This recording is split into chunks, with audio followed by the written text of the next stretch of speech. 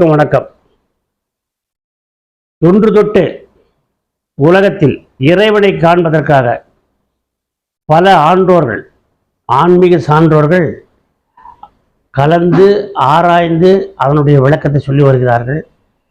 அவற்றில் சில சம்பவங்கள் குறித்து இப்பொழுது நான் இந்த பாடல் மூலமாக விளக்குகின்றேன்.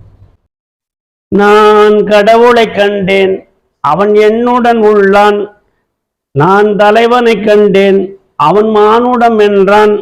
ஓர் உடையும் இல்லை, ஓர் தடையும் இல்லை, தூய உள்ளம் ஒன்றே அவன் வாழும் எல்லை. ஒரு கோட்டையும் இல்லை, ஒரு குடிசையும் இல்லை, பறந்து விரிந்த உலகம் அவன் உலவும் எல்லை. கூட்டுக்குள்ளே வாழும் அந்த ஜீவனும் அவனே, அதிர்வேட்டுக்குள்ளே ஒளிந்திருக்கும் சப்தமும் அவனே. நாட்டுக்குள்ளே நடனமாடும் கலையரசனும் அவனே, தினம் வீட்டுக்குத்தான் படியளக்கும் தலையரசனும் அவனே. அவன் உருவமும் இல்லை, அவன் அருவமும் இல்லை, உருவம் அருவம் இரண்டும் அன்றி உணர்வினில் கண்டேன், உணர்வினில் கண்டேன்.